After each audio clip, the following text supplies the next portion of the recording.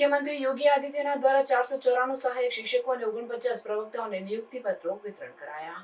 ઉત્તર પ્રદેશના મુખ્યમંત્રી યોગી આદિત્યનાથે તાજેતરમાં રાજ્યના 494 નવા પસંદ કરેલા સહાયક શિક્ષકો અને 49 પ્રવક્તાઓને નિયુક્તિ પત્રો વિતરણ કર્યા છે. આ કાર્યક્રમ લખનૌમાં યોજાયો હતો, જેમાં રાજ્ય સરકારના વિવિધ મંત્રીઓ અને ઉચ્ચ અધિકારીઓ ઉપસ્થિત રહ્યા હતા. આ નિયુક્તિઓ રાજ્ય સરકારની મિશન રોજગાર યોજનાનો ભાગ છે, જે નોકરીઓની પારદર્શક અને યોગ્ય વિતરણને પ્રોત્સાહિત કરે છે. મુખ્યમંત્રી યોગી આદિત્યનાથે નવા નિયુક્ત શિક્ષકોને અભિનંદન પાઠવતા જણાવ્યું કે તેઓએ શિક્ષણ ક્ષેત્રે નવીનતા અને ગુણવત્તા લાવવી જોઈએ.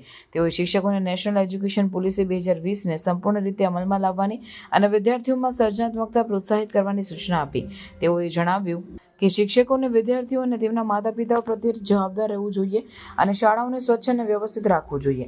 મુખ્યમંત્રી યોગી આદિત્યનાથે અગાઉની સરકારો પર નિરાશાજનક નિમણૂક પ્રક્રિયાઓ અને ભ્રષ્ટાચાર માટે આક્ષેપ કર્યા હતા.